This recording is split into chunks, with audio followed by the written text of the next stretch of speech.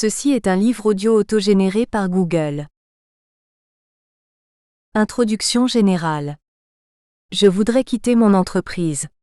Mais je ne peux pas encore, silence.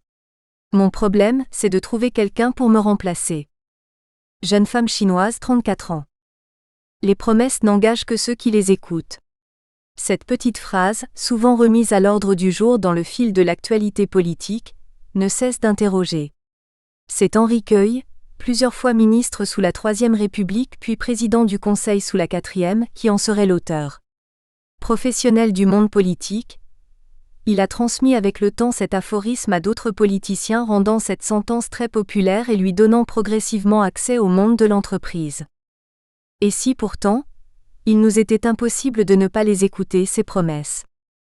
Il n'est en effet pas rare d'être confronté à des échanges infructueux dans le monde du travail entre d'un côté la hiérarchie, et de l'autre des salariés mécontents qui rappellent, à leur ligne managériale, les promesses non tenues de leurs prédécesseurs. Manager d'équipe technique clientèle à EDF Gaz de France dès 1997, puis délégué syndical national pour l'encadrement, nous avons endossé au cours de notre carrière à la fois les rôles et devoirs des membres de la direction et ceux, parfois contraires, de défense des intérêts des salariés. Un grand écart nous donnant ainsi la possibilité de voir, d'entendre et d'apprendre ce qui se dit et se comprend de chaque côté du rideau. Nous avons ainsi constaté que cette petite phrase concernant les promesses qui n'engagent que ceux qui les tiennent, slogan d'une ligne de conduite pour les directions en période de turbulence, génère souvent un sentiment de frustration et de trahison au sein des équipes avec lesquelles il est ensuite difficile de rétablir une relation de confiance. Par la suite, lors de l'exercice de notre mandat de conseillère prud'homale, nous avons été témoins de toutes sortes de litiges individuels entre employés et employeurs. L'évocation de promesses non tenues revenait ici aussi comme une ritournelle, lors des échanges en audience de conciliation.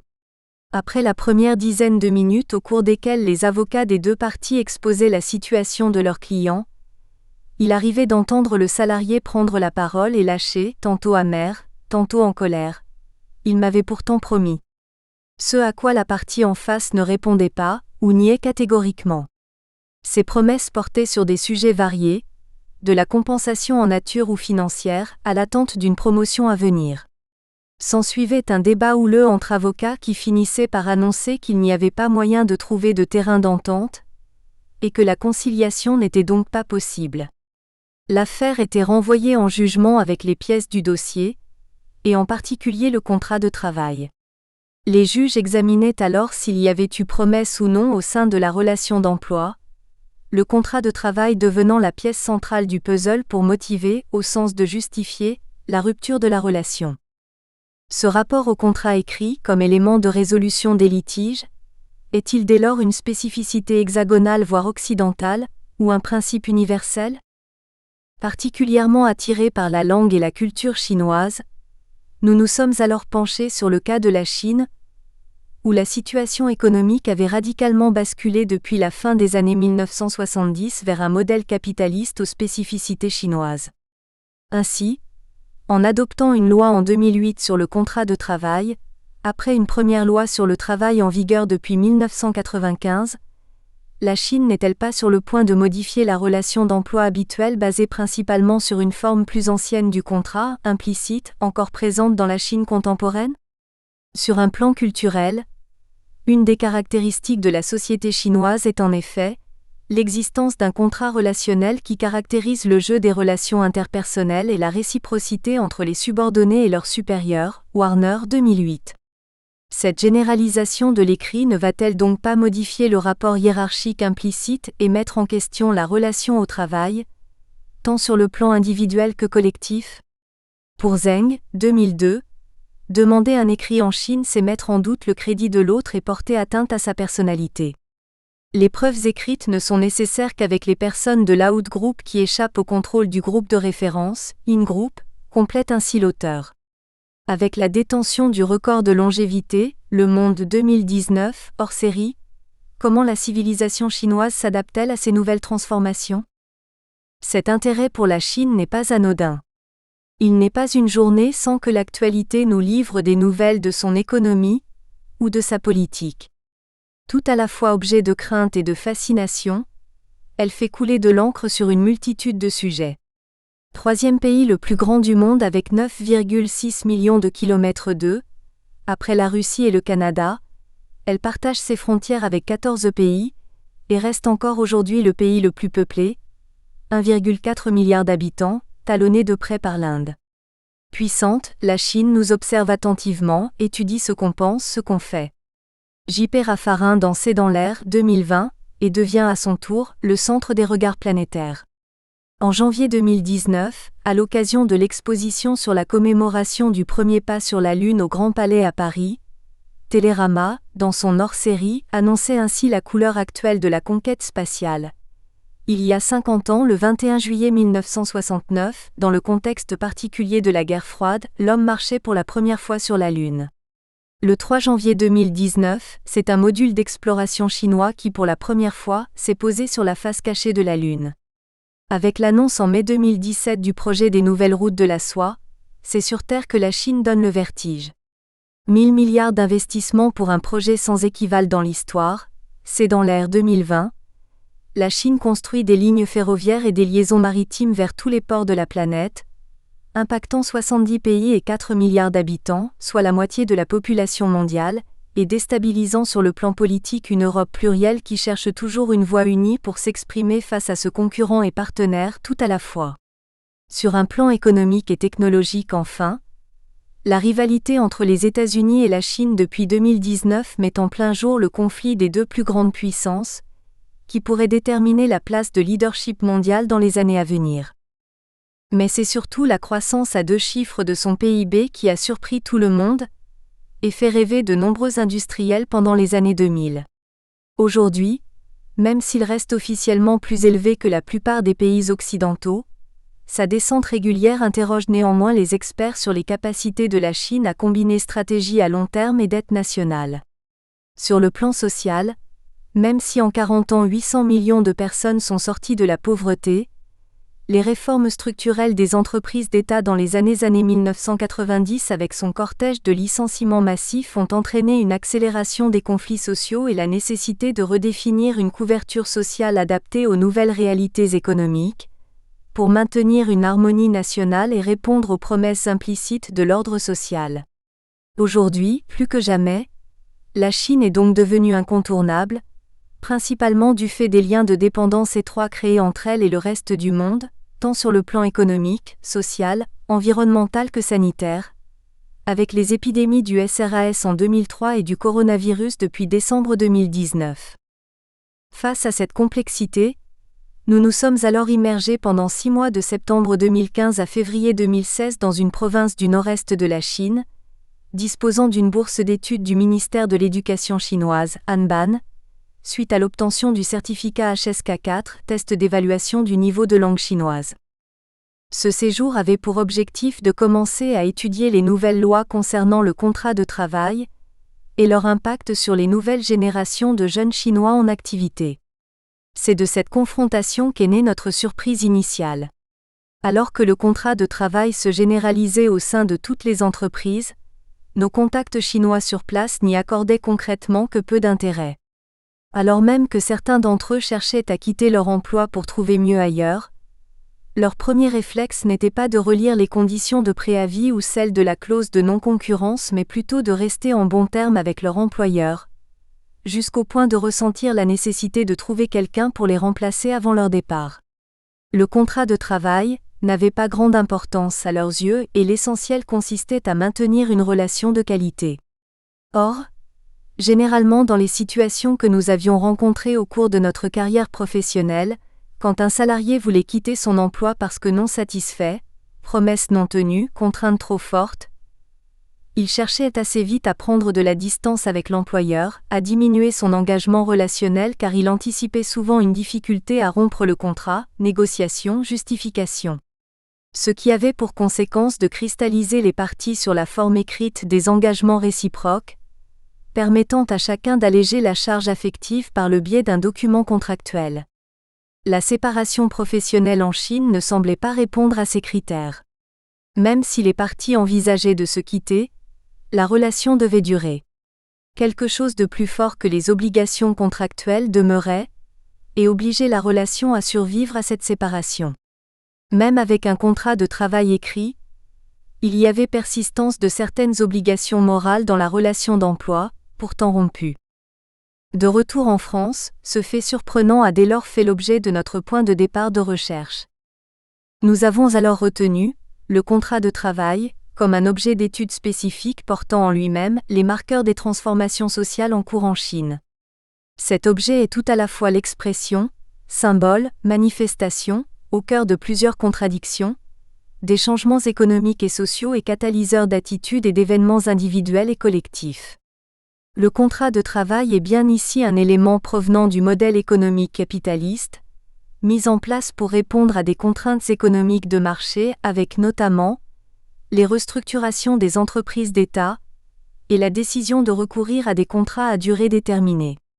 Il doit alors s'insérer dans une société au sein de laquelle la relation de confiance est le socle des relations sociales définies par des codes rituels implicites, et qui réserve le contrat écrit à ceux qui n'appartiennent pas au cercle de confiance.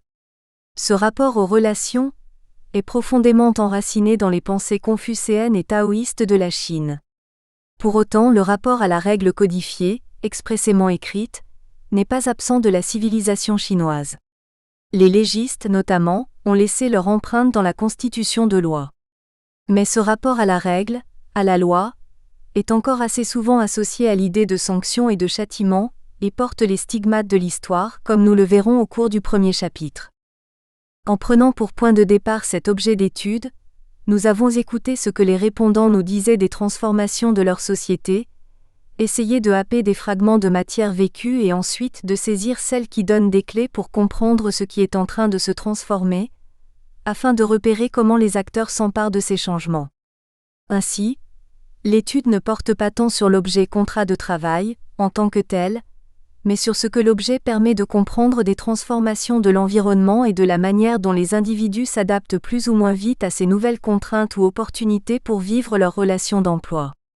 Cette recherche nous donne à voir ce que l'immixtion du contrat dans la société chinoise rend compte des transformations sociales et sociétales auxquelles sont confrontés les individus, et comment ils sélectionnent et utilisent, de manière consciente ou inconsciente, les ressources culturelles intériorisées pour y faire face. Pour aborder ces questions, nous nous appuyons sur les concepts théoriques du contrat psychologique et du contrat social. Ancrée dans la théorie de l'échange social, la théorie du contrat psychologique a montré sa pertinence pour étudier les perceptions que les salariés ont de leurs relations d'emploi. Rousseau, 1989-1990, Rousseau et Parks, 1993, Robinson et Morrison, 1995.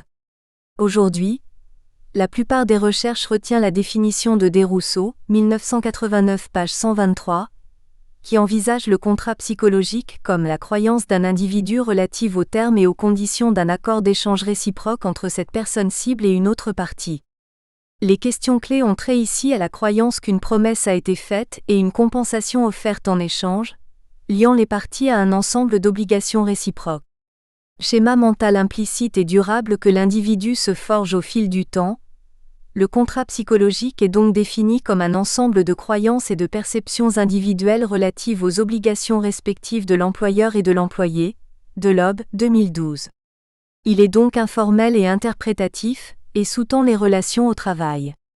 Pour qu'il y ait contrat psychologique, on admet désormais que 3 éléments doivent être cumulativement réunis.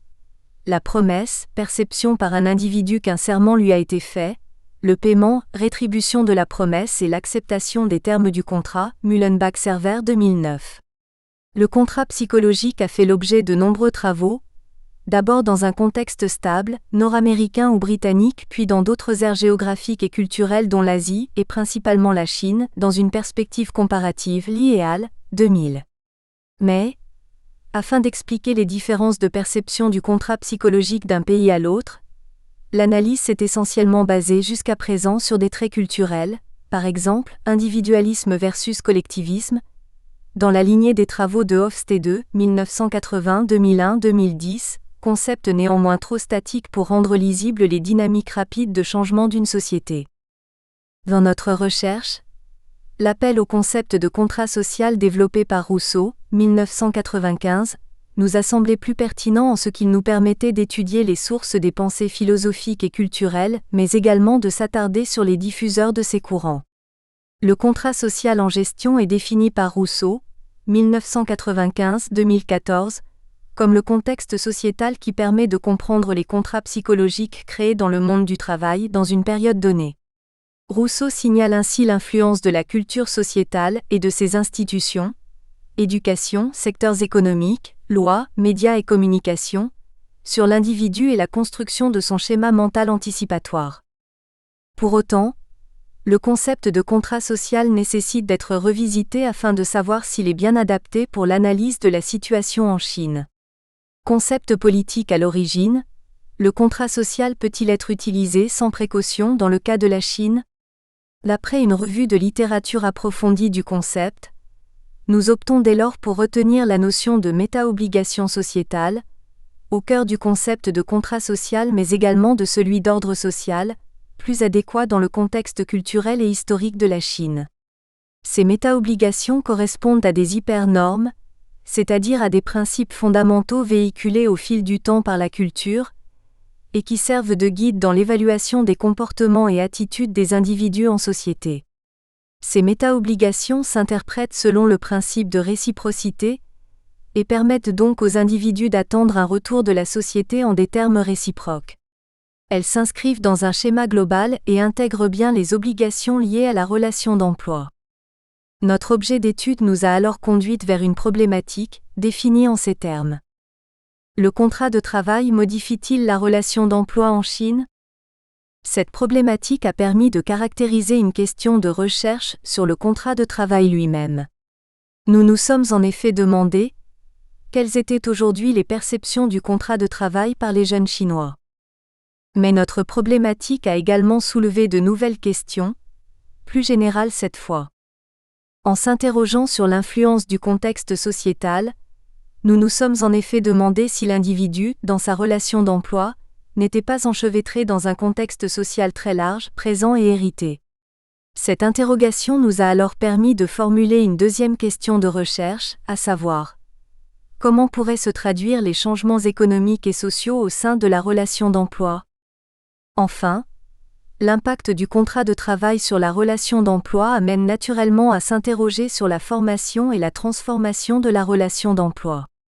Si impact il y a, à quel moment le contrat de travail agit-il sur la relation d'emploi, à sa formation et ou pendant la vie du contrat psychologique ? Nous avons donc posé en ces termes notre dernière question de recherche. Quels sont les facteurs et mécanismes qui sous-tendent la formation et le développement de la relation d'emploi ? Afin de tenter d'identifier le moment où le contrat de travail agirait sur le contrat psychologique.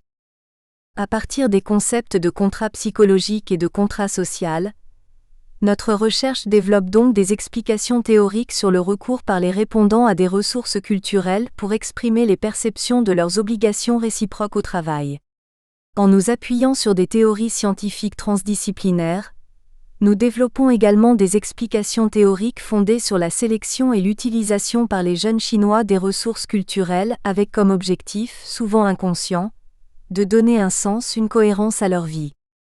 Afin d'étudier ces phénomènes sociaux, nous avons adopté une méthodologie qualitative qui s'appuie sur l'analyse manuelle et automatisée des entretiens en profondeur.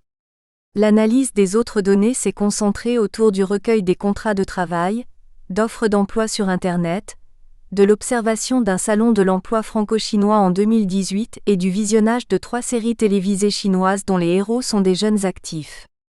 La triangulation des méthodes d'analyse nous a permis de croiser les différents résultats, afin d'enrichir notre analyse. Au sein de ce manuscrit, nous présentons une partie résumée des principaux résultats de la thèse. Le premier chapitre du manuscrit aborde les grandes transformations économiques et sociales que traverse la Chine depuis 40 ans, et se focalise sur les problèmes rencontrés aujourd'hui par les jeunes Chinois nés post-réforme sur le marché du travail. Ce chapitre donne ainsi l'occasion d'aborder la place de la loi au fil des différentes époques historiques de la Chine, et l'évolution des nouvelles règles sociales depuis la fin des années 1970. Ce premier regard sur le contexte nous interroge sur les transformations possibles de la relation d'emploi aujourd'hui en Chine et nous conduit dès lors à étudier de plus près un des deux concepts centraux de notre thèse, à savoir le contrat psychologique, afin de comprendre, au niveau individuel, les mécanismes de perception des attentes ou promesses dans la relation d'emploi. C'est l'objet du deuxième chapitre. Mais cette attention sur l'aspect individuel ne suffit pas à expliquer comment l'individu intègre les attentes normatives de la société, ou méta-obligations, lors de son entrée dans la vie active. C'est alors en étudiant le deuxième concept clé de notre thèse, le contrat social, que nous abordons les normes sociales. Concept politique à l'origine, le contrat social peut-il être abordé dans un contexte chinois ?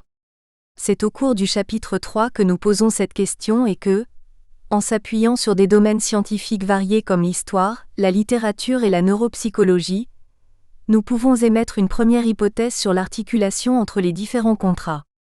Au cours du chapitre 4, nous présentons notre démarche de recherche et nos premiers résultats. La méthodologie est qualitative avec la conduite de 43 entretiens semi-directifs auprès de jeunes Chinois et de 6 entretiens auprès d'experts chinois de différents domaines, managers première ligne, responsables RH, professeurs. Enfin, nous nous appuyons sur une étude encastrée d'un cas unique dont l'objet est la relation d'emploi des jeunes Chinois nés post-réforme, où nous analysons les différents types de données recueillies au cours de notre recherche.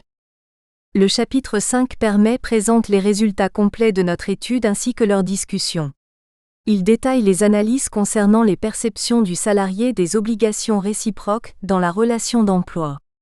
Ce travail permet de définir une grille de lecture comparée sur les items du contenu du contrat psychologique, sur la base de l'inventaire de Campois et al.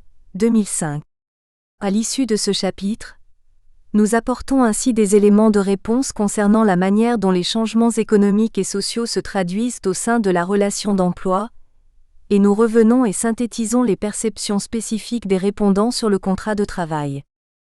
Enfin, lors de la conclusion générale, nous reprenons les principaux éléments des différentes conclusions et soumettons nos réponses à la problématique générale de la thèse concernant l'impact du contrat de travail sur la relation d'emploi en Chine. Chapitre 1. Transformation économique et accélération sociale en Chine.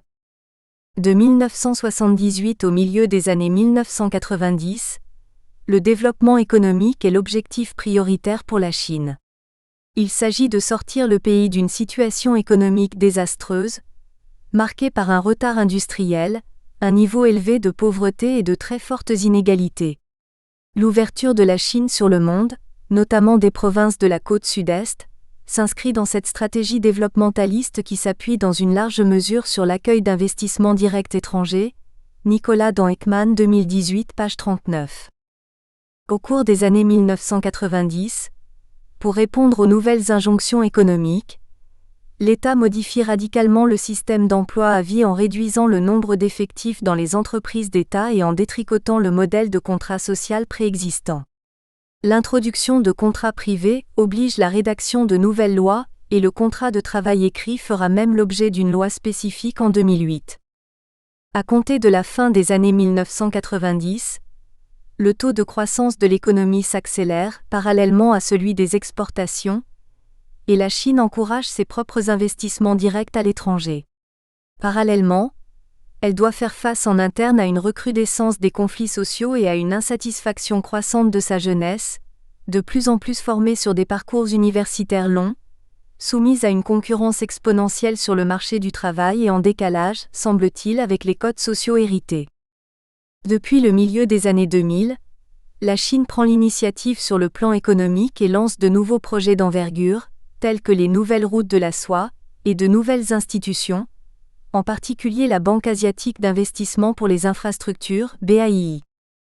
Depuis 2011 néanmoins le taux de croissance du PIB décélère, et la Chine s'engage vers une nouvelle transition, celle de la qualité, et cherche également à se recentrer sur la demande intérieure. Au cours de ce chapitre, nous allons donc dérouler les grandes étapes des transformations économiques et sociales de la Chine. Tout d'abord nous observerons les structures et singularités de l'économie chinoise, 1.1. Puis nous étudierons les nouvelles règles sociales et juridiques en explorant leurs fondements historiques et culturels, 1.2. Enfin, nous mettrons en lumière la situation spécifique des générations nées post-1980 qui sont au carrefour des héritages et des réformes. 1.3. 1.1. Économie de la croissance ou croissance harmonieuse. Jusqu'à la mort de Mao en 1976, la Chine est économiquement isolée du reste du monde et repliée sur elle-même. Mais les temps changent dans les années qui suivent. Le commerce de la Chine, qui représente seulement 0,6% du total mondial en 1977, passe à 2% en 1990, 8% en 2008 et plus de 10% en 2016. Nicolas dans Ekman 2018, page 41. Selon le Fonds monétaire international, la Chine réalise en 2016 17,3% du PIB mondial exprimé en parité de pouvoir d'achat, contre 15,8% pour les États-Unis. Grand Atlas 2018, page 90. Depuis son entrée dans l'Organisation mondiale du commerce, OMC, en 2001, le pays s'affirme comme l'un des pôles majeurs du commerce international et devient même, selon le FMI qui s'appuie sur le PIB calculé en parité de pouvoir d'achat, la première puissance économique mondiale en 2014. Grand Atlas 2018, page 16. Mais cette croissance économique très rapide confronte le pays à des défis sociaux importants. L'accélération sociale que vit la Chine depuis 40 ans pourrait mettre en déséquilibre certains fondements de sa civilisation et de sa culture, et le pays cherche perpétuellement à s'y adapter en expérimentant de nouvelles politiques nationales et régionales, tant sur le plan institutionnel, notamment législation sur le travail et la protection sociale, que sur le plan économique, développement des projets de route de la soie. En outre, depuis 2011, le taux de croissance du PIB en Chine décélère. Renard 2018, en raison notamment de la baisse de la demande internationale.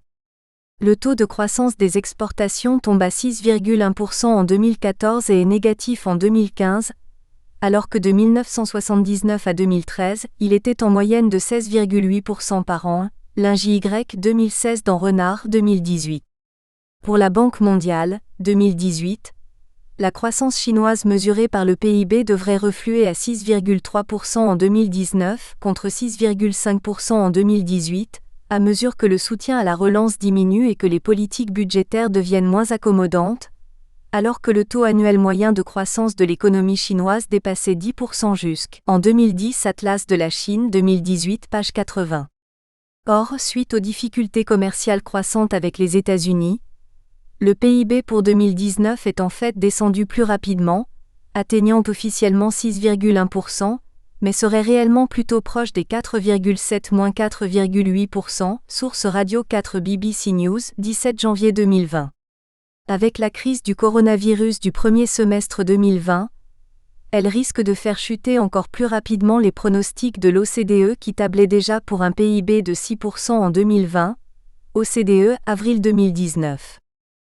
Mais, outre la baisse de la croissance et le risque que porte l'endettement croissant de la Chine, atteignant 222% de son PIB en 2014, Grand Atlas, 2018, page 87, le pays doit aussi affronter de nombreux enjeux territoriaux et sociaux, notamment la progression du chômage, les inégalités de revenus croissantes, les conditions salariales, les scandales liés aux pollutions industrielles, les inégalités régionales. Grand Atlas 2018, page 90. Le risque d'être entraîné dans la trappe des pays à revenus intermédiaires, et d'en subir les conséquences sociales a obligé la Chine à passer de l'objectif de construction économique à celui de croissance harmonieuse, ou WT 2012 dans Renard 2018.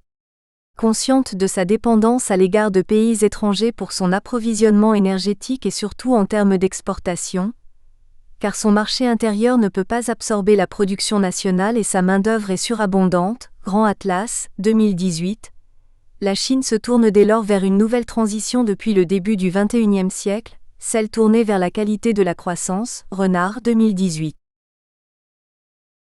1.1.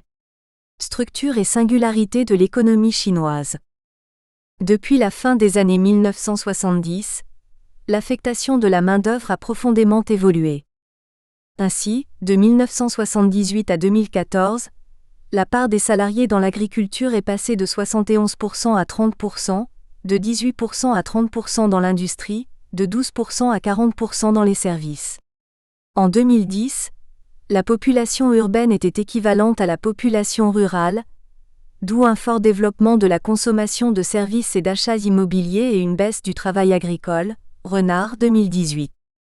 Dans un contexte de très forts investissements dans les infrastructures, notamment dans les transports, l'économie s'est orientée sur une croissance basée sur les investissements aux dépens de la consommation jusqu'en 2011.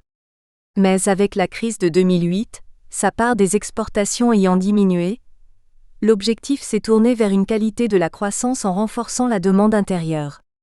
En 2016, la production se répartissait alors entre 8,6% pour l'agriculture, 39,8% dans l'industrie, 51,6% dans les services. Caractérisée par une centralisation politique, l'économie chinoise cherche constamment, au travers de diverses expérimentations, à conduire le pays vers une certaine stabilité. Elle doit aujourd'hui combiner stratégie à long terme, maîtrise de la dette nationale et harmonie sociale. C'est à ce prix seulement qu'elle pourra générer la confiance des Chinois et déplacer l'épargne individuelle vers la consommation intérieure. A. Une centralisation politique. La Chine reste marquée par une forte centralisation politique qui se traduit par un accompagnement serré des mécanismes de marché, une concentration et consolidation des entreprises d'État lui fournissant une force de frappe économique et stratégique considérable. L'État accompagne les mécanismes de marché. C'est bien le projet stratégique de l'État, et non le marché, qui reste le déterminant majeur de l'évolution de l'économie chinoise, Dufour 2019 page 21. À la fin des années 1970, la Chine s'engage dans un vaste effort de réforme économique fondé sur la déréglementation et l'ouverture d'une partie du territoire chinois sur le monde extérieur en s'appuyant à la fois sur la promotion des exportations et sur l'ouverture aux investissements directs étrangers, id. Nicolas dans Ekman 2018 page 41. Des zones économiques spéciales se développent, dans la province du Guangdong, Shenzhen, Zhuhai et Shantou et dans celle du Fujian, Xiamen. Puis le nombre de ZES s'étend à de nombreuses villes côtières au cours des années 1980 et continue de croître. Pour Renard 2018, l'économie chinoise a modifié ses structures par trois phénomènes: une dissolution de l'économie de commande et l'instauration de mécanismes de marché, une ouverture de l'économie au commerce extérieur et aux investissements étrangers, id, et la transformation d'une grande partie de l'emploi rural en emploi urbain dans l'industrie et les services. Cette ouverture favorable aux investisseurs étrangers se déploie jusqu'à la fin des années 1990. Selon Nicolas, dans Ekman 2018 page 41, un tournant net est alors amorcé avec le lancement de la stratégie Going Out, Zuchuk Zushukyu, destinée cette fois à encourager les entreprises chinoises voulant investir à l'étranger dans des activités de transformation. Cette étape marque bien, selon l'auteur, la volonté des autorités chinoises d'utiliser les investissements chinois à l'étranger pour soutenir la croissance de l'économie nationale et sa montée en gamme technologique. En 1992, l'économie de marché socialiste est officiellement adoptée par la République populaire de Chine. Pour Dufour, 2019 page 21, c'est un modèle hybride qui ne vise pas à passer à une économie déterminée par le marché, mais à intégrer des mécanismes de marché dans le cadre d'une économie restant contrôlée et planifiée par l'État au travers des différents plans quinquennaux qui rythment la vie économique du pays. Ainsi, le 12e plan 2011 à 2015 a ralenti quelque peu les réformes pour limiter la crise de 2008, en mettant l'accent sur quelques axes sociaux: amélioration des conditions de vie, réduction de la pollution. Mais le ralentissement de la croissance a, dès 2013, remis l'objectif de croissance au premier rang des préoccupations et placé la consommation intérieure comme son principal moteur avec le 13e plan 2016 à 2020. Renard 2018. En 2015, l'annonce de l'ambitieux projet Made in China 2025 annonce le passage d'une Chine usine du monde à une Chine grande puissance industrielle et technologique. Renard 2018, Dufour 2019, Ekman 2018. Pour Dufour, 2019 page 85, cette stratégie économique nationale s'appuie d'abord sur le système bancaire du pays, particulièrement contrôlé par le gouvernement national. Ainsi, 4 banques publiques commerciales fournissent à elles seules plus de 40% du total des prêts émis par les banques chinoises, avec plus de 60% de leurs prêts cumulés à destination des entreprises. Leur rôle dans le financement de l'activité industrielle est donc déterminant. Première réforme et secteur public. Le tournant vers une économie socialiste de marché, qui s'est engagée en Chine dès les premières réformes initiées par Deng Xiaoping dans les années 1980, s'est traduit par une transformation radicale des entreprises, qui sont passées d'un statut public à un statut de société anonyme, préalable à un processus massif de privatisation. La réforme a abouti à la formation d'un nouveau secteur public, qui s'est constitué autour des Yankees. Pour Didri et al. 2014, ces grandes entreprises, les Yankees Zhongyanchie, entreprises dépendantes du gouvernement central, dont le capital peut d'ailleurs être partiellement privé mais qui demeure sous le contrôle de l'État par l'intermédiaire de la SASAC, State-Owned Asset Supervision and Administration Commission of the State Council, même si elles sont cotées en bourse, sont en position de leader dans leur secteur. Elles ont vocation à montrer que l'objectif des réformes n'a pas été simplement de privatiser, mais dès les années 1990, de détacher de l'industrie d'État de grands groupes modernes équivalents aux groupes japonais ou coréens, J.L. Roca 2013. La stratégie industrielle définie dans Made in China 2025 repose en bonne partie sur des champions nationaux susceptibles de s'imposer dans la compétition globale, et dont les liens directs avec le gouvernement central permettent la coordination, Dufour 2019 page 64. En 2013, on comptait déjà 113 Yankees, le plus souvent dans les services publics, les activités militaires, les télécommunications, l'électricité, l'eau, le pétrole, le gaz, les minerais, mais aussi dans la finance et la culture.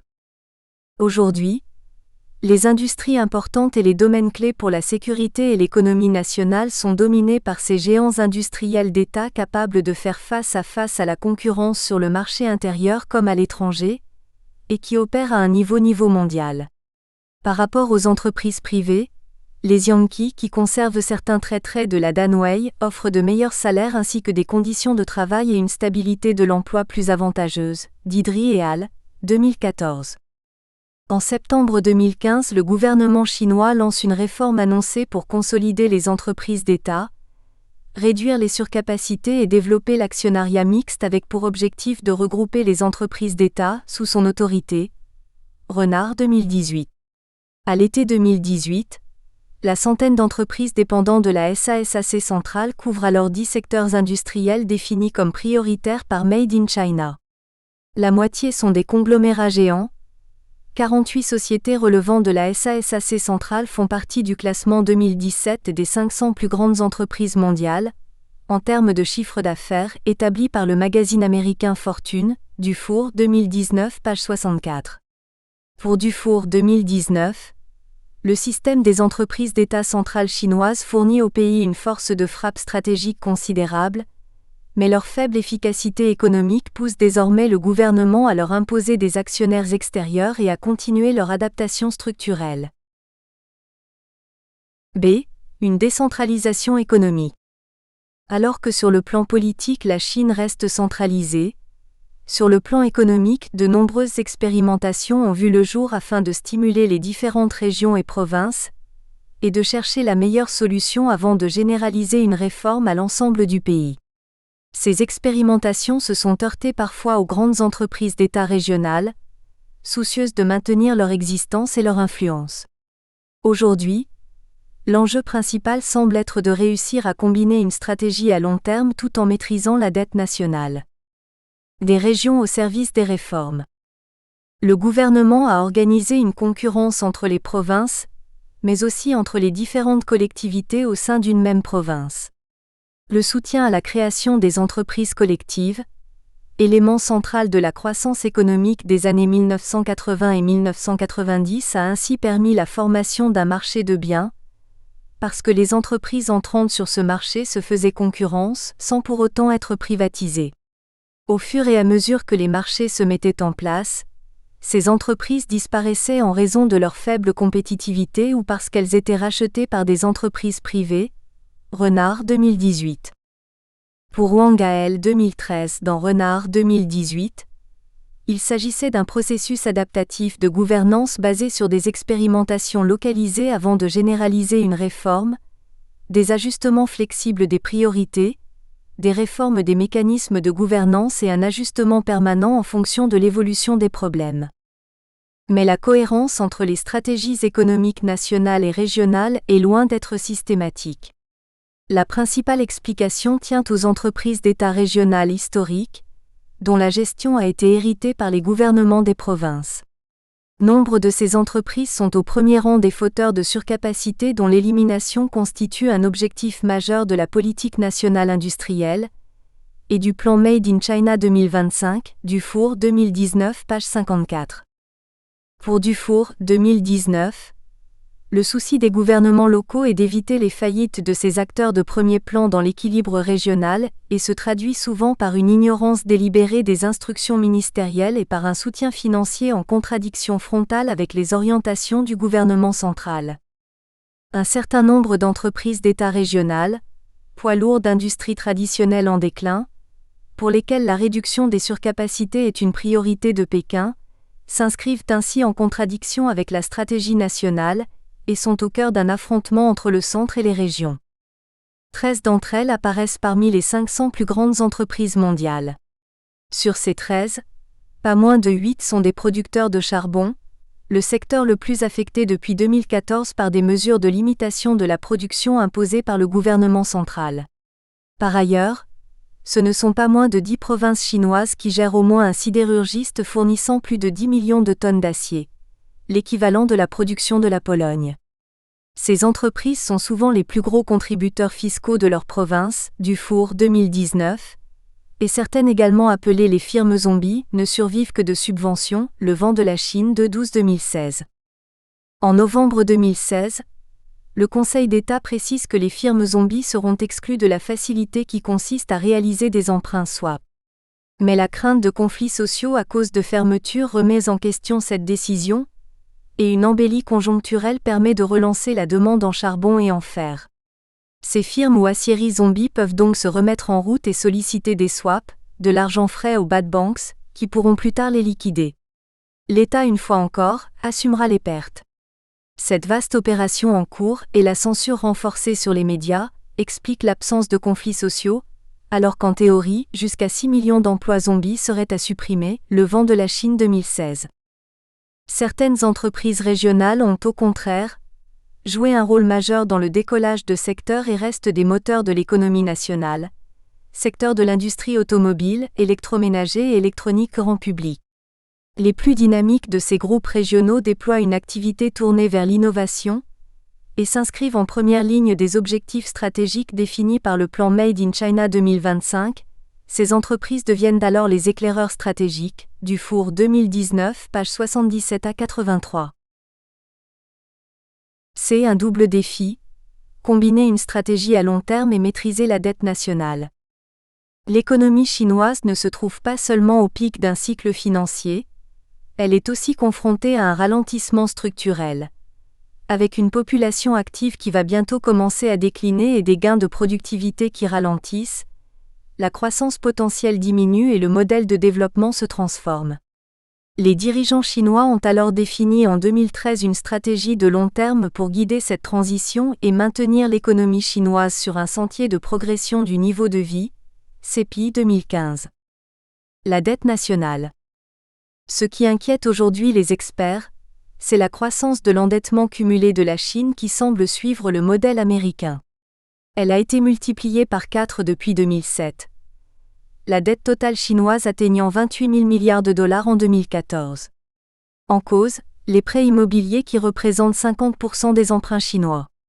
La Chine est désormais le deuxième créancier des États-Unis après le Japon en 2016 et détient 20% des bons du Trésor américain, Grand Atlas 2018. Prêts bancaires. Selon le CPI 2015, entre 2007 et 2013, les prêts bancaires ont augmenté de 18% par an. L'endettement total dans l'économie est passé de 125% du PIB à 250%, données 2018. 45% de l'endettement, hors secteur financier, serait lié à l'immobilier et donc vulnérable à la chute de ses prix. La dette des gouvernements locaux, 36% du PIB, s'est accumulée, les banques ayant transféré leurs prêts à des trusts non soumis à des quotas de prêts ou à des contrôles de taux. Les acquisitions sont donc souvent financées par l'endettement, crédit bon marché offert par les banques d'État qui a envolé la dette chinoise. Mais l'État chinois a la capacité financière et politique de corriger les excès financiers accumulés. On estime que les 2/3 de la dette chinoise sont directement ou indirectement liés à l'État, comme l'est une grande partie du système bancaire et du shadow banking. Fuite de capitaux.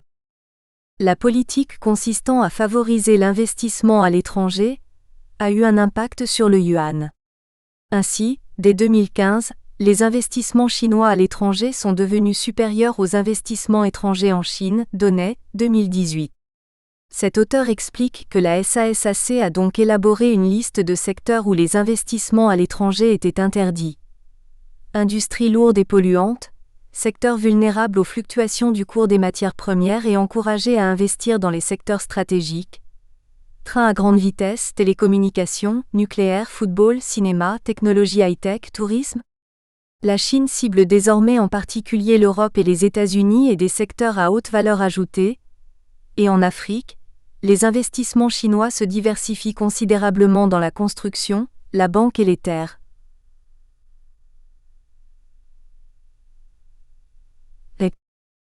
En 2017, les résultats étaient visibles. Les investissements chinois à l'étranger, hors secteur financier, ont plongé de 37,5% sur un an, 53 milliards de dollars. En freinant les acquisitions à l'étranger, le gouvernement veut donc réduire une partie de la fuite des capitaux qui pourrait anéantir les effets de sa politique monétaire de soutien à la croissance. Stratégie à long terme. Depuis la crise financière de 2008, le rythme de la croissance chinoise a diminué régulièrement. La surabondance d'investissements en infrastructures et équipements productifs peine à se traduire par des gains de productivité. La Chine semble enlisée dans le piège du revenu intermédiaire, ce qui signifie que la baisse de productivité du capital n'est plus compensée par une hausse équivalente de la productivité du travail, Hartman 2016.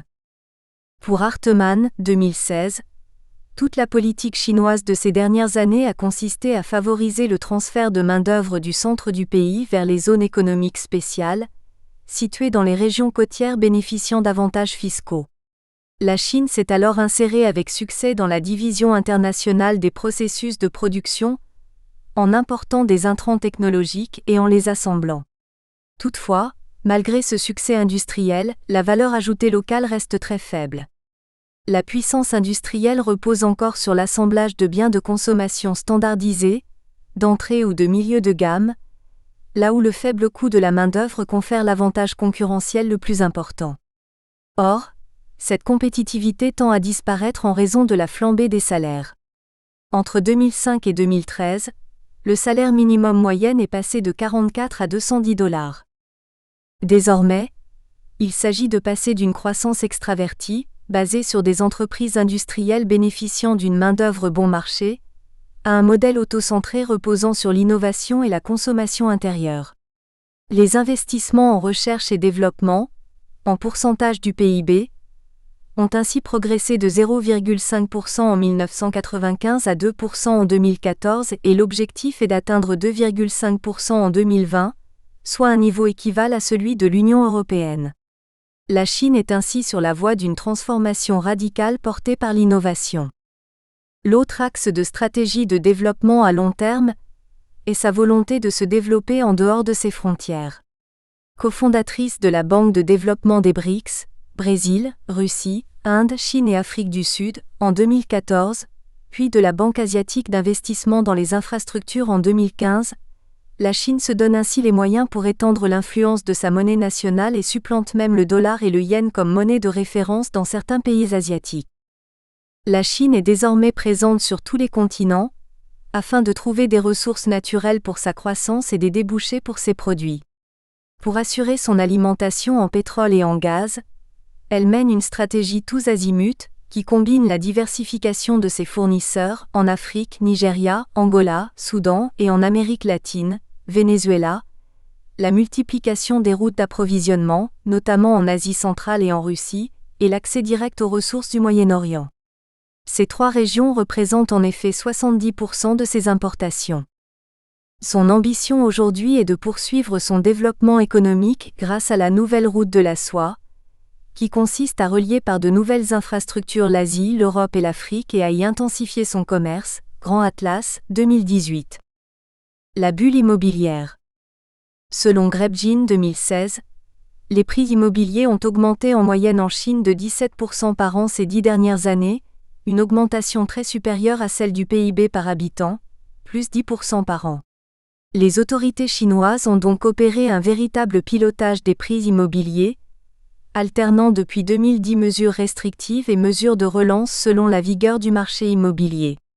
Face à cette surchauffe du marché immobilier, le gouvernement a imposé à partir de 2010 une série de mesures visant à ralentir la hausse des prix, avec en particulier des restrictions fortes pour l'achat d'un second ou d'un troisième logement et l'augmentation de l'apport exigé pour l'obtention d'un crédit.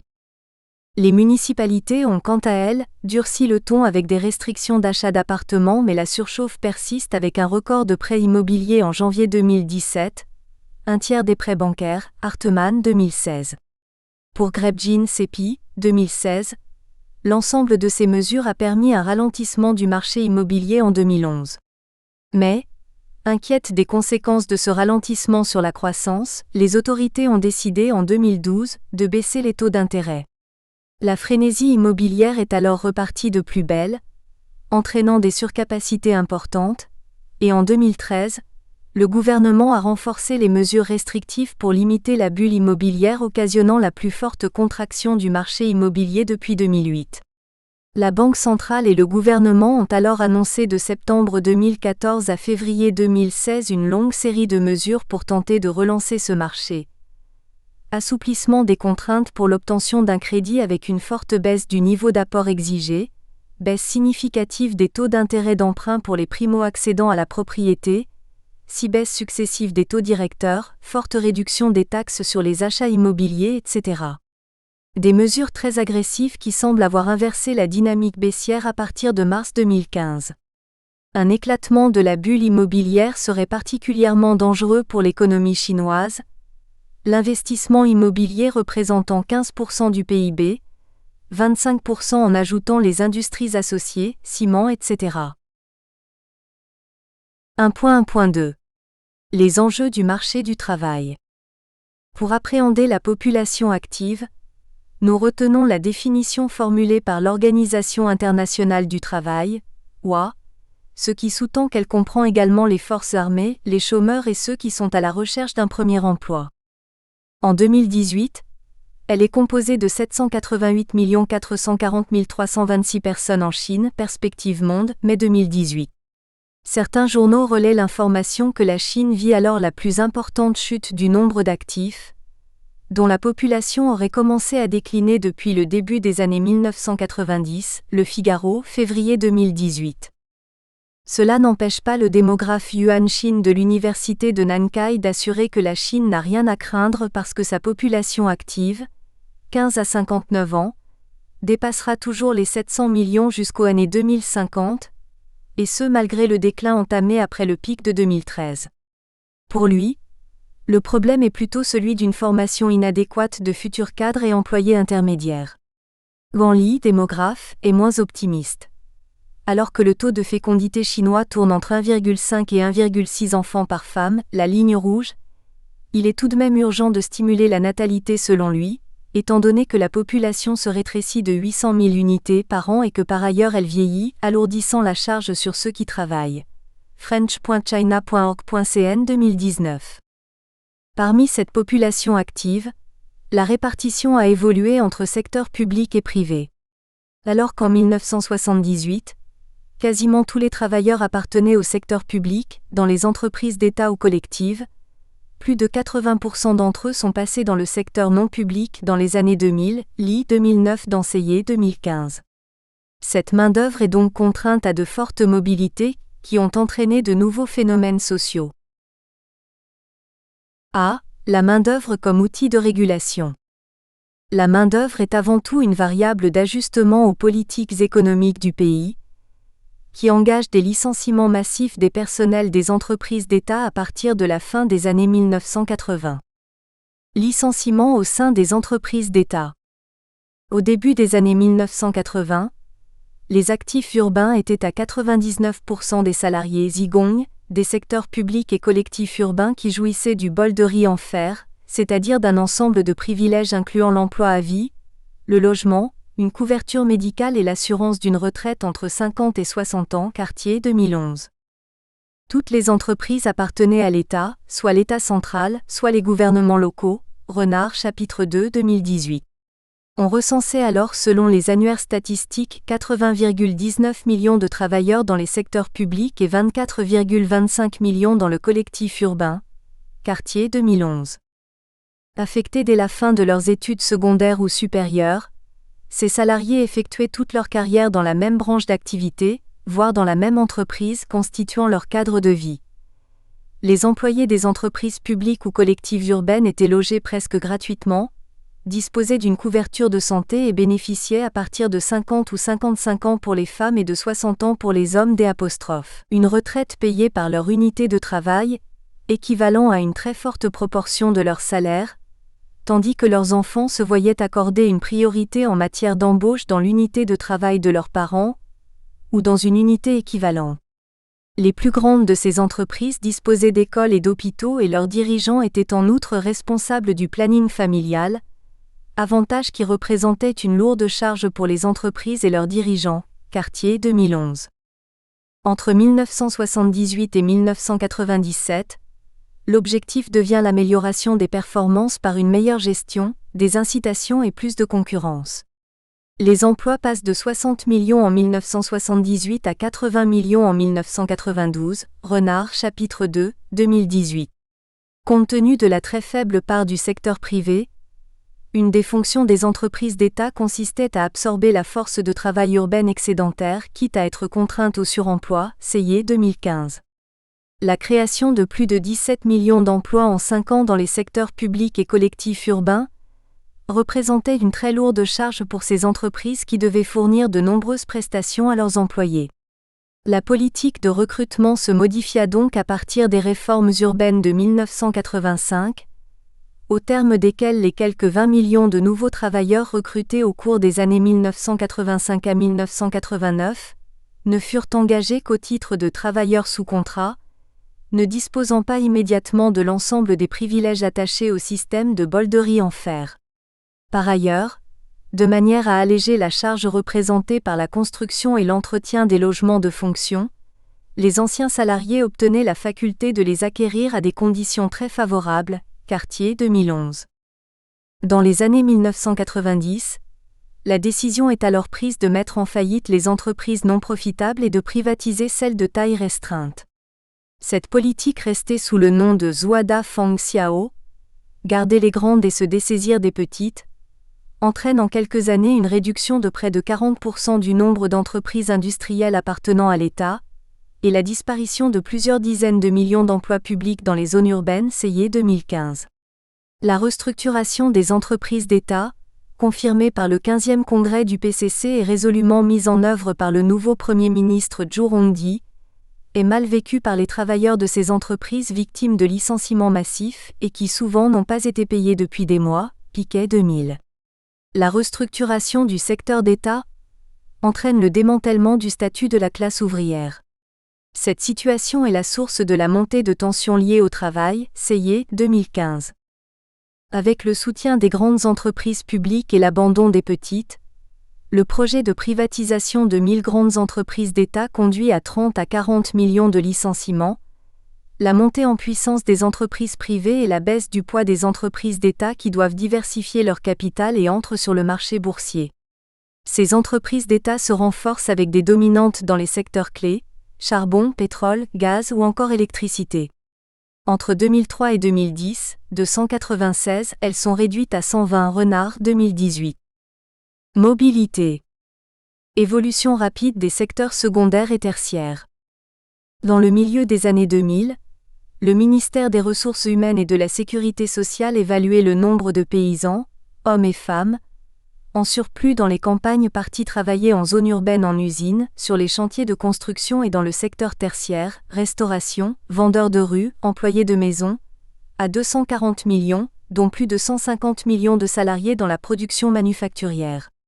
En conséquence, la part des emplois non agricoles en Chine est passée de 31% en 1980 à 60% en 2008.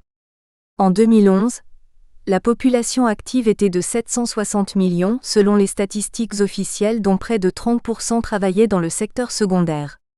Les ouvriers du secteur public ne représentent plus aujourd'hui que 20% des emplois industriels, Bari 2013. Démographie. Côté démographie, la Chine a abordé une phase de transition démographique au cours de la décennie 1970, caractérisée par une baisse de la natalité et de la fécondité. Cette tendance a été momentanément interrompue par l'épisode désigné comme la troisième vague de natalité, des années 1980, au cours duquel, en dépit du lancement en 1979 de la politique radicale de l'enfant unique mal accepté par la population, la natalité est remontée en 1987 à 23 pour 1000, tandis que la fécondité ne baissait que très légèrement pour atteindre 2,2 enfants en 1990. En 2000, la natalité était tombée à 14 pour 1000, et la fécondité se situait à un niveau compris entre 1,7 et 1,8 enfants. La baisse de la natalité s'est poursuivie, à un rythme modéré, au cours de la décennie 2000 à 2010. Cette évolution a déterminé une modification de la structure par âge qui s'est traduite par une contraction de la proportion des jeunes de moins de 15 ans, descendue, entre 1982 et 2005, de 33,4% à 24,3%. Dans le même temps, la classe des 15 à 64 ans, souvent assimilée à la population active potentielle, s'accroissait de 300 millions en passant de 624 millions, 61,9% en 1982 à 927 millions, 71% en 2005, soit une croissance annuelle moyenne de 13 millions de jours '. Individus pendant 23 ans, Cartier, 2011. Espace. L'intégration au système économique mondial a entraîné une polarisation du développement chinois. Les lieux de la mondialisation comprennent d'abord les trois grandes métropoles, Shanghai, Pékin et Tianjin, et les provinces les plus tôt lancées dans les réformes économiques et l'ouverture comme le Jiangsu, Zhejiang et le Guangdong. Viennent ensuite les régions en voie d'intégration, provinces littorales, ainsi que des territoires intérieurs profitant pleinement de l'axe fluvial du Yangtze et de ses aménagements comme le Chongqing et l'Hubei. Sur 14% de la superficie du pays, le littoral s'intègre à l'économie mondiale et totalise 45% de la population, une densité démographique 3,4 fois supérieure à la moyenne nationale, 58% du PIB, 83% des investissements directs étrangers et 86% des exportations en 2016. Les provinces intermédiaires s'articulent aux foyers de développement que sont Pékin et Tianjin, Hebei, Mongolie intérieure, et le bassin du Yangtze, tel Anhui, où constituent des pôles de croissance secondaires, Hainan, Shaanxi, Jilin. L'intérieur enregistre ainsi de fortes densités démographiques avec 1,5 fois la densité moyenne nationale sur 30% du pays, mais un volume de production faible proportionnellement à sa population, 34% du PIB de la Chine pour 44% de sa population, et une ouverture économique qui, malgré son retard, s'est nettement améliorée ces dernières années. 14% des IDE et 10% des exportations. Quant aux périphéries continentales et aux terres enclavées, elles enregistrent un développement clairement insuffisant, car elles sont encore mal reliées au dynamisme côtier. L'Ouest réunit ainsi toutes les provinces ou régions autonomes intérieures, où les nationalités minoritaires ont un poids démographique égal ou supérieur à 20% de la population. Ils représentent 56% du territoire chinois, mais seulement 11% de sa population, 8% de son PIB, 2% de ses IDE et 2% de ses exportations. Voie d'accès aux ressources naturelles d'Asie centrale, le Xinjiang forme cependant une sorte de front pionnier sur les nouvelles routes de la soie, et connaît des taux de croissance supérieurs au reste de l'ouest de la Chine, Grand Atlas, 2018. B. Émergence de phénomènes sociaux. Malgré une augmentation des revenus, les manifestations de mécontentement sont de plus en plus fréquentes dans le pays. Pour Renard 2018, il s'agit du paradoxe d'Easterlin, c'est-à-dire que l'amélioration du bien-être ressenti par la population d'un pays n'évolue pas nécessairement avec la croissance du PIB tête. 3 catégories de raisons expliquent ce phénomène: l'érosion du capital social, les mécontentements d'ordre financier et les changements de préférence. Easterlin Ra et al. 2012, Bartolini S. et Saracino F. 2015. Malgré une augmentation des richesses et l'émergence d'une classe moyenne. La croissance explosive de la classe moyenne émergente en Chine a amené un changement économique et une transformation sociale en profondeur. D'ici 2022, plus de 75% des consommateurs urbains chinois gagneront entre 60 000 et 229 000 yuan, 9 000 $ à 34 000 $ par an. En termes de parité de pouvoir d'achat, cet intervalle se situe entre la moyenne des revenus du Brésil et de l'Italie. Seulement 4% des ménages urbains chinois y étaient en 2000, mais 68% en 2012. McKinsey Quarterly 2013. De plus en plus d'observateurs de la Chine évoquent la montée en puissance d'une classe moyenne. Une classe moyenne qui augmente de 20 millions par an et qui veut visiter le monde avec 120 millions de touristes chinois, en hausse de 20%, acheter des vêtements de luxe et des produits alimentaires de bonne qualité. Donnet, 2018. Pour Roca 2017 page 1, ce phénomène de moyennisation a débuté à la fin des années 1990 en Chine, quand le gouvernement a lancé des réformes radicales. Ceux qui constituent aujourd'hui ces couches intermédiaires sont ceux qui ont pu profiter de ces transformations, c'est-à-dire les populations urbaines et leurs enfants. Ce sont les ouvriers urbains et les petits fonctionnaires de l'époque socialiste qui se sont transposés en classe intermédiaire. Pour Henry 2016, la classe moyenne chinoise qui englobe entre 220 millions, 16% de la population, et 300 millions de personnes, 22%, n'a apparemment aucune envie que se réalisent des changements politiques qui pourraient remettre en question un système lui accordant des avantages sans doute disproportionnés au regard du reste de la population. Inégalités, tensions et conflits sociaux. La mise en œuvre de la loi de 2007 sur le contrat de travail a entraîné dès 2008 une augmentation spectaculaire du nombre de signatures de contrats et sorti beaucoup d'emplois du secteur informel. Mais elle s'est également accompagnée d'une forte croissance des conflits du travail. D'après le bulletin officiel de statistiques, ceux-ci ont atteint le nombre de 690 000 en 2009, soit une augmentation d'environ 50% avant de se stabiliser autour de 600 000 en 2011. Le plus souvent, ils ont débouché sur des augmentations de salaire de l'ordre de 20% à 40%. d'Idri et al. 2014. La courbe des conflits s'élève toujours rapidement avec des manifestations de plus en plus nombreuses. Le vent de la Chine 2016. Pour Henry 2016, partout c'est la même histoire de salaires tronqués de moitié, d'horaires rallongés, d'usines fermées, de durées de travail largement dépassées avec des heures supplémentaires très souvent imposées, des consignes de sécurité peu imposées quand elles existent. Ces conflits sont d'abord nés dans les entreprises étrangères, mais les entreprises chinoises connaissent elles aussi des conflits sévères difficiles à endiguer.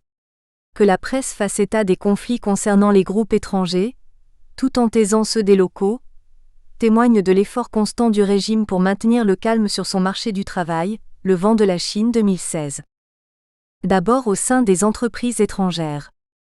En mai 2010, a éclaté la première grève générale de l'histoire contemporaine de la Chine. Cela s'est passé à Foshan, dans le sud du pays, au sein d'une usine de Honda Autopart Manufacturing qui fournit l'ensemble des boîtes de vitesse des véhicules de la marque japonaise fabriqués en Chine. À la base du conflit, des salaires bas alors que l'inflation court, des heures supplémentaires payées au même taux horaire, des conditions de travail humiliantes. L'étincelle survient le 17 mai 2010 et quelques jours après ce sont 1900 ouvriers qui font grève. Edgar Dazor, 2016 page 69. Au printemps 2011, c'est sur le site de Shanghai de la société KDS, environ 400 personnes, qu'éclate un conflit qui, tout en ne concernant qu'une trentaine d'ouvriers, n'est définitivement réglé qu'à l'été 2012. C'est le projet de déménagement de l'usine dans la banlieue de Shanghai qui est à l'origine d'un mouvement de protestation d'une partie des salariés. Au moment de la fusion, beaucoup auraient demandé à bénéficier du Meidouan, c'est-à-dire d'une prime de départ semblable à celle que touchent les propriétaires résidents expulsés de leur logement dans les quartiers en rénovation. d'Idri et al. 2014. Cette caractéristique du conflit chez KDS se retrouve de manière plus générale dans les entreprises publiques, où la contestation vise à interpeller l'État sur le maintien des garanties en matière sociale, tandis que dans les entreprises privées elle s'adresse d'abord aux directions pour obtenir des augmentations de salaire, lit 2007. En 2016, une série de grèves frappe des multinationales. Le géant américain de la distribution Walmart fait face à l'un des plus vastes conflits de ces dernières années en Chine. Pendant près de 6 mois à partir de l'été 2016, ses employés protestent contre la mise en place, sous la contrainte, d'un temps de travail flexible, le plâtre 2017, le vent de la Chine 2016. À l'automne 2016, des employés de Sony, Danone et Coca-Cola en Chine dénoncent la vente de leur usine à des investisseurs locaux sans qu'ils soient au courant, le plâtre 2017. Mais également au sein des entreprises chinoises. Le passage de la Danwei à la société anonyme a conduit fréquemment à des restructurations ou à des faillites, et la privatisation partielle ou totale de certaines entreprises a parfois entraîné des conflits, d'Idri et al. 2014. À la frontière sibérienne, à Shuangyashan et Heilongjiang, la crise explose dans les mines. Les 80 000 gueules noires des mines Longmei apprennent que sur 240 000 employés que comptait l'entreprise, elle en licencierait 100 000. C'est un drame insupportable, le gagne-pain de toute la ville qui coulait, le vent de la Chine 2016. Fin mars 2018, dans le district de Chongqing à Shanghai, 3 000 travailleurs de l'assainissement se mettent en grève en raison de la suppression des subventions au repas ainsi que les indemnités de transfert au petit matin et au cimetière, qui s'élevaient à environ 700 yuan par travailleur, partie importante du revenu mensuel des travailleurs, le vent de la Chine 2018. En avril 2018, une massive manifestation ouvrière a lieu, celle des grutiers, 60 millions d'hommes travaillant dans la construction, le plus souvent des migrants. 12 heures de travail par jour, au lieu des 8 heures légales, des heures supplémentaires non payées, de même que les charges salariales. C'est de Changsha, Hunan, le 25 avril, que part la contestation, depuis un groupe WeChat de la Fédération des grutiers, revendiquant le droit à s'unir et appelant l'interprofession à débrayer le 1er mai, pour obtenir respect de la loi et un salaire de 9 000 yens pour les grutiers, le vent de la Chine 2018. C. Les problématiques RH en entreprise. Ces différents phénomènes sociaux ont naturellement des impacts sur les entreprises et la gestion des ressources humaines. La rétention des talents. Il est fréquent aujourd'hui en Chine que les salariés les plus jeunes, qu'ils soient diplômés ou non, n'hésitent pas à changer d'emploi. D'après une enquête réalisée en 2013, le taux de turnover était en Chine de 16% d'Idri et al. 2014. Les entreprises multinationales font donc face à un nouveau défi, retenir les talents locaux qui préfèrent désormais les entreprises locales qui augmentent leur salaire entre 20 à 50% de plus qu'elles, de Zhou et al. 2012, Schmidt, 2011 dans Duport et al. 2016. Un des défis majeurs pour les entreprises multinationales s'avère donc être le développement et la rétention des talents managériaux chinois, Song, 2015, ce que confirme l'enquête conduite par Duport et Janico en 2016 auprès de responsables RH en Chine. À la question « Quels sont vos principaux enjeux en matière de GRH ?» Ces gestionnaires ont d'abord mentionné la difficulté de recruter certaines catégories d'employés et de les garder, peu importe leur poste. Les raisons évoquées par les auteurs et observateurs tiennent à la fois à des motifs professionnels, insuffisance du salaire, mauvaises conditions de travail, faiblesse de la carrière, volonté d'acquérir de nouvelles connaissances, ou personnelles, éloignement du domicile, difficultés de transport, changements survenus dans la vie, ainsi qu'à la difficulté de relation avec les collègues, Duport et al. 2016. Pour Dezhou et al. 2012, pour celles et ceux qui ont un cursus international et une culture nationale, Guangxi, une carrière dans une entreprise locale est désormais possible et est devenue plus attractive. Les jeunes talents quittent ainsi les multinationales assez vite, au bout de 2 ans en moyenne, pour rejoindre des entreprises chinoises locales mais également pour devenir des entrepreneurs, Dezhou et al. 2012. Contextualisation nécessaire. Il est alors nécessaire de prendre en compte les différences régionales en matière de GRH, et notamment la diversité des marchés locaux du travail, Sheldon et al. 2014, afin d'éviter la supposition implicite que la gestion des employés devrait présenter les mêmes défis à travers toute la Chine et produire des effets similaires. Il existe bien différents niveaux géographiques et politiques, avec une combinaison de réglementations négociées qui rendent singulières les politiques RH localement. Tsui 2006 page 2 a ainsi appelé à plusieurs reprises à des approches qui prennent en compte le contexte, la culture, le système politique et juridique, l'état du développement économique, ou le système économique à un moment donné. Il comprend également l'histoire, la géographie, l'écologie, et tout ce qui a transpiré au fil du temps et dans l'espace qui a produit quoi et pourquoi. Le contexte est ce qu'il est aujourd'hui. La contextualisation consiste à intégrer le contexte dans la description, la compréhension et la théorisation des phénomènes qui s'y trouvent. Il en est ainsi de la segmentation des travailleurs entre détenteurs ou non de permis de résidence. Depuis les années 1950, les réglementations gouvernementales ont en effet segmenté les travailleurs migrants d'origine rurale, leur statut officiel de résident local, ou CO, les privant d'une gamme de droits sociaux et de commodités dont jouissent les détenteurs de HUCUS urbains. Nous aurons ainsi l'occasion d'en discuter dans la partie résultat de notre enquête. Mais les disparités sont également d'ordre spatial, avec un territoire découpé entre les côtes est et sud hyper développées et des provinces intérieures et rurales plus pauvres, mais également entre des villes riches et villes pauvres dans la partie est de la Chine.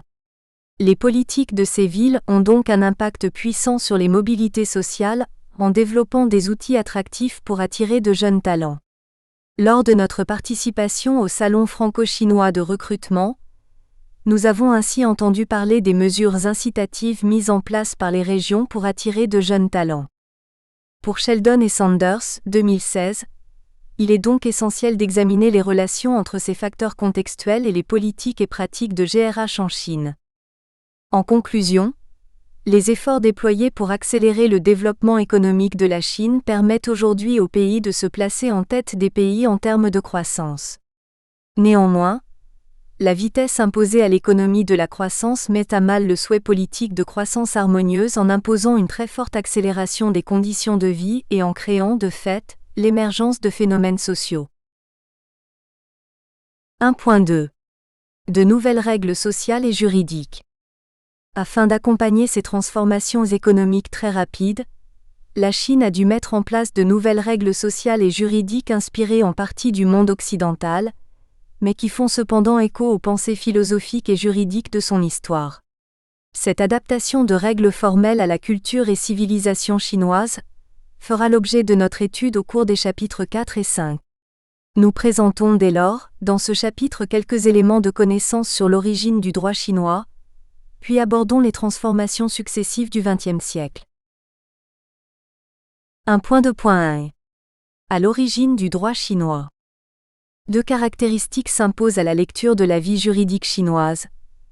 D'une part, le fait que la société chinoise ne vit pas dans un vide normatif mais semble plutôt imprégnée d'une pluralité de référents de pensée historique et philosophique, Piquet 2005, qui se traduisent souvent par une préférence culturelle chinoise envers les modes non contentieux de règlement des différends, Li 1999, et D'. Autre part, une nette préférence par le monde chinois traditionnel pour un système normatif diffus, constitué par un réseau de sources que nous définirions aujourd'hui de soft law, code d'honneur, canon de morale, préceptes d'étiquette et pratiques de conciliation, où l'on remarque une idée substantielle de loi et de justice à matrice éthico-sociale, Mocha 2011. Les sources du droit chinois renvoient donc à des principes philosophiques anciens, issus principalement du confucianisme, du taoïsme et du légisme. Pour Zhang Fernandez 2014, c'est même le grand débat entre le légisme, Fagia, et le confucianisme, Rugia, à l'époque des royaumes combattants de la Chine antique, qui est aux sources de la... Nous espérons que vous avez apprécié cet aperçu. Pour continuer à écouter ce livre audio sur Google Play Livres, utilisez le lien dans la description de la vidéo.